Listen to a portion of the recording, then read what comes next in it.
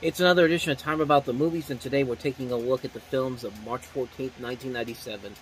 We got 5 movies to look at today, so let's go ahead and jump on into it. And we'll start off with the biggest new release of the weekend, the re-release of the final chapter of the Star Wars trilogy, the original Star Wars trilogy, I should say, the special editions. This is, of course, Return of the Jedi.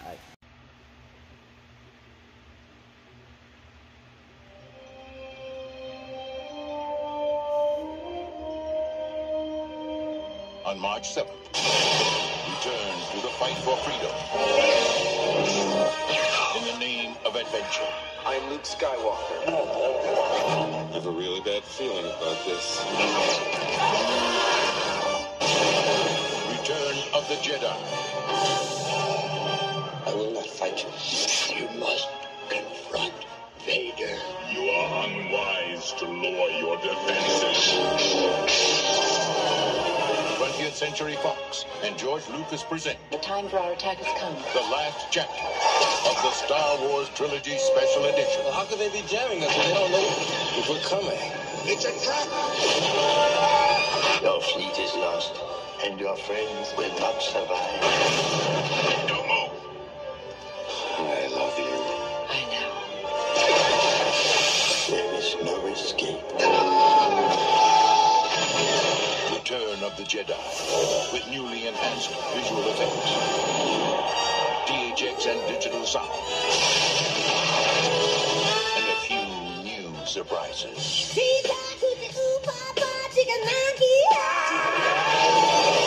Live the magic. Experience the power. And feel the Force. Like never before. I am a Jedi, like my father before me. So be it, Jedi. On March 7th, the last chapter of the Star Wars Trilogy Special Edition. Return of the Jedi. Of course, this is the end of the Star Wars Trilogy Special Editions. This was actually, as you can tell from that trailer, it was supposed to come out on March 7th, but I guess they pushed it back because Star Wars and Empire Strikes Back were still making money in the re-releases, so I guess Fox wanted to wait another week to get as much money as they could, at least from Empire Strikes Back, and thus Return of the Jedi was put out this weekend, even though Return of the Jedi made the lowest grossing, had the lowest amount of all the Star Wars re-releases, Return of the Jedi, of course, is the last installment of the original trilogy, directed by Richard Marquand, who I did not know this until I looked him up. He died only 4 years after this movie came out. He had like a stroke in London, England. He was only 49 years old when he passed away, which is really hard to think about that. Like 4 years ago, you made Return of the Jedi, and then all of a sudden that's the end of your life right there. I mean, that's pretty tragic when you really think about it. I thought that was kind of interesting. I thought that was kind of a little bit of an interesting story before we jump into the movie itself. Return of the Jedi, it is a really good film. It's definitely the lesser of the 3 films of the Star Wars series. It's very interesting the production history behind this, because Steven Spielberg was once attached to direct the film.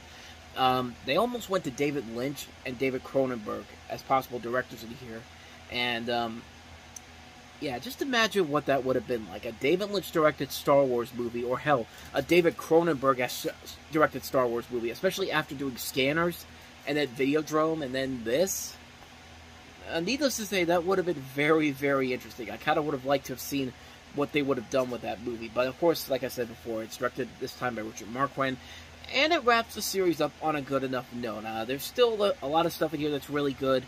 The new stuff they add here is pretty ridiculous. I mean, the trailer alone, those scenes that they added there, you can definitely tell that they added in there, and for this re-release, and it's pretty bad looking. It's not very good, and kind of gives you a little bit of an idea of what the prequels would eventually be like a couple years later. But like I said, as far as the movie itself goes, it's still a very solid film. It does have a couple of elements in there that aren't that great, like the whole thing with the Ewoks in here. It's fine, but it's nothing too spectacular. I mean, they basically spell it out here that, yes, Leia is Luke's sister, and you go back to the original Star Wars where they don't say that, and, you get the whole incestuous type of thing. Like, it's a little ewy, but at the same time, it's still eerie. Like, it's still kind of hard to take that in. And, but other than that, though, this movie still is very good. It does a very good job of wrapping up this original trilogy. It does a good job of wrapping up the story they're setting up. Everybody in here is great. Mark Hamill, Harrison Ford, Carrie Fisher, Billy D. Williams, Anthony Daniels, David Prowse, James Earl Jones, Frank Oz, all the people I'm going to mention here, because you probably have seen this movie many, many times, just like the other Star Wars movies. And really, I don't think I have any more to say about this one that has already been said already. It's definitely the lesser of the Star Wars trilogy, but it is still a very good film. It wraps up a really good trilogy. Yeah, Empire is still going to be the best of these three films, and it still has everything that you like about Star Wars, everything that we like about Star Wars at this point. It wraps up the stories very well. It wraps everything up in a nice film, and yeah, I mean, really, you didn't really need to add any more to the storyline, but of course they would later on down the road. But before we get to those movies, we get to the prequels, which come out a couple years later, and this was the thing that probably these movies once again were the thing that probably convinced 20th Century Fox and George Lucas to say, let's finally make this trilogy you wanted to make, this prequel trilogy. And the results for that were certainly mixed, but we will get to those ones once we get to Phantom Menace in '99. But yeah, not much more to say about this one. Return of the Jedi, great movie. Would have been nice to see this on the big screen when I was 8 years old, but I never really got around to seeing these on the big screen, unfortunately. I only really saw my first time ever seeing the Star Wars movies was on video, and then slowly but surely. Honestly, my first Star Wars movie I saw on the big screen was Revenge of the Sith, and that's probably the best of the prequels. But it even ends on kind of a mediocre, on kind of a bland note. Like, it was the only one of those movies that was actually enjoyable for a good chunk of it, and then the final 10 minutes come around, and you have Darth Vader going, no! Like, yeah, like, again, we'll delve more into that once we get to Revenge of the Sith, but like I said, Return of the Jedi, not else more I can say about that one. Classic film, good to end to the original trilogy. So, with that said, on to the next movie, and that is Love Jones. Negro, what are you doing here? Let me buy you dinner. Okay, the Billy D thing is a little played out, but I will give you 10 cool points for nostalgia's sake. I am not trying to meet another man at this time. You and I should get together sometime and have a drink. I don't think that'll be a very good idea. Hey. Persistence. Be surprised how far it can get you. Boom! Put it on. Oh, you meet a friend of mine, Tracy Powell. Hi. What? You married? Wait, my memory serves me correctly. You were the one that told me not to get married. I did say that, but I also said the Commodores would get back together. I mean, who knew? What I need is to find a man who's not scared of my power. Ladies, what's up? I don't need poetry to get women. No, you need a personality to get women. Try a breath mint and a visa. New Line Cinema presents. We had a perfect date, and I just wanted to feel like I was saving something for later. But baby, you ain't gotta say nothing for me. I mean, I won't mind now. Sometimes a man just want to be held, cuddled a little bit. Please. Lorenz Tate, Nia Long, Lisa Nicole Carson, Isaiah Washington, and Bill Bellamy. I just want to ask you, what type of underwear do you like? In a film about making it. All we ask is a little sex on demand. What kind of underwear do you have on? I don't wear drawers. You don't have any on right now. Breaking it. Wave goodbye to your daddy, baby. And putting it all together. This is nothing serious. This is not a love thing. Love Jones. Yes, it's for you. Wait a minute. You made breakfast. Directed by Theodore Witcher. It's been a long time since I've actually seen this one, but from what I remember from it, I did enjoy this movie. But like I said, it's been over 10 years since I've seen this film. You've got Lorenz Tate from Boys in the Hood, Nia Long, Isaiah Washington pre-Grey's Anatomy, Bill Bellamy, Lisa Nicole Carson pre-Alan McBeal. And it is kind of a romantic comedy centering around these 5 different people, and it's very well done. From what I remember from it, I enjoyed the film. I haven't seen it in a long time, so I can't really say if it's held up over the years.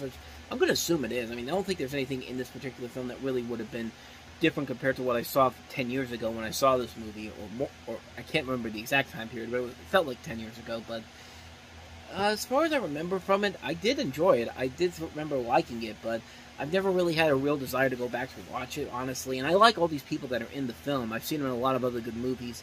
But as far as the movie itself goes, like I said, from what I remember from it, I really did enjoy it, but it's been a long time since I've seen it, so that's pretty much all I can say about that one. So that is Love Jones, so let's go ahead and move on to the next movie, and that is City of Industry.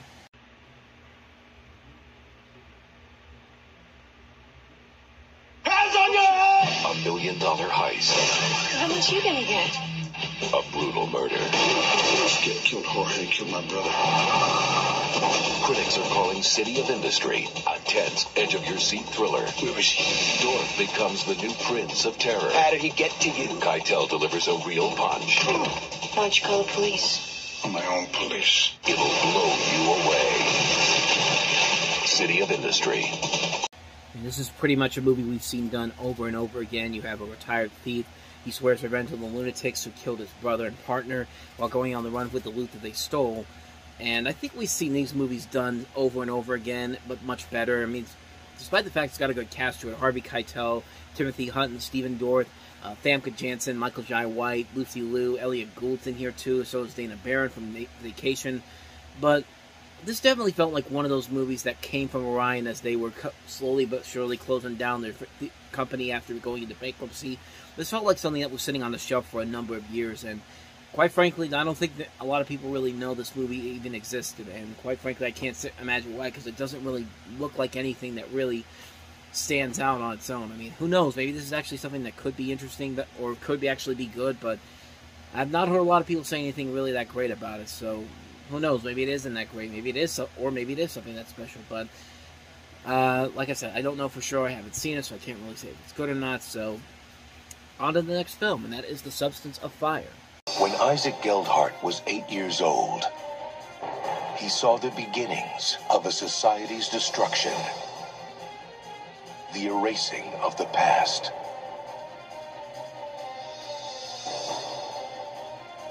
For the last 50 years, My father is still the single most important publisher of series work in this country. he's devoted his life to making sure it never happens again. Another one of those movies that certainly feels very topical even today, about Holocaust deniers and people that don't want to pretend the Holocaust actually happened. You have a person who survived the Holocaust. He arrives in New York as an orphan. He reinvents himself as this bon vivant, married well, found fame and fortune as a champion of authors who are passionate about their work rather than its bestseller potential. And he's kind of faced with this conflict, the potential Japanese takeover of this increasingly insolvent firm. He must browbeat his 3 children, all principal stockholders, who he dismisses in varying degrees, including into accepting his plan to publish a 6-volume scholarly work on Nazi medical experiments, despite their belief a highly successful commercial novel is the only thing that will keep them from going under. So, basically the plot there, like I said, I haven't seen this movie, so I can't really say if it's any good or not. I don't know if there's anything that promising to it, but like I said, it looks like something that could be very topical even for today, so quick one there, not much more I can say about that one. On to the last film, Drunks. Here's Jim. I mean, I was still drinking. She didn't know that I was an alcoholic. I mean, she used to drink champagne with, with friends, and I used to join her. It was a celebration. She didn't know. I turned myself into the hospital when I told them that I had been stealing Demerol from my patients for about 2 years. They put me on probation, but they took me back to the... Vowed to myself. I promised myself that I would stay sober as long as Stephen was there. And I did. See, 2 years ago today, I had my last drink, my last blackout, and it was the last time I saw my wife and little boy. If I could crawl out of my skin, I would. As it is, I hardly breathe, and I pray to God that she's not, able to hear me. I am shaking like crazy. I was trying to relive the 60s in the 80s, and it just didn't work out for me. I got stuck somewhere in the middle. But God, I wanted to be Janis Joplin so bad. Ensemble piece about a group of alcoholics and addicts who attend an Alcoholics Anonymous meeting. They each have these different stories. You see Richard Lewis in there, Faye Dunaway, Diane Weiss, Spalding Gray, Amanda Plummer, Parker Posey, Lisa Gay Hamilton, Callista Flockhart, Sam Rockwell, Zach Grenier. Some notable names in here overall, and again, I don't really know too much about this movie. I don't know if it's anything that great or anything about it, but I see a lot of good reviews for it. I mean, it does seem like a movie where it kind of feels like an equivalent to something like My Dinner with Andre, where you're in a room and you just have all these people talking about their problems. And I mean, if it's done well, it could turn out to be really good. So maybe this actually could be something pretty interesting. But again, like I said, I don't really know too much about the movie. I can't really say if it's that great or not, but definitely shows some promise from what I see here from that little trailer. So another quick one there. So that's Drunks.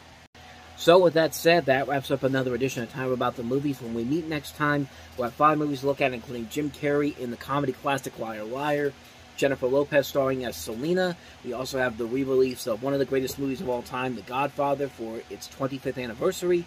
We also have Mandela and Grey's Anatomy. So 5 more movies to look at next time around, and we will delve into those on the next episode. But until then, thank you very much for watching, and if you want to see more videos like this, please hit the playlist on the next page, check out the previous episode, and I will see you guys tomorrow for another episode. So thank you very much for watching. I'll see you next time, and until then, as always, take care.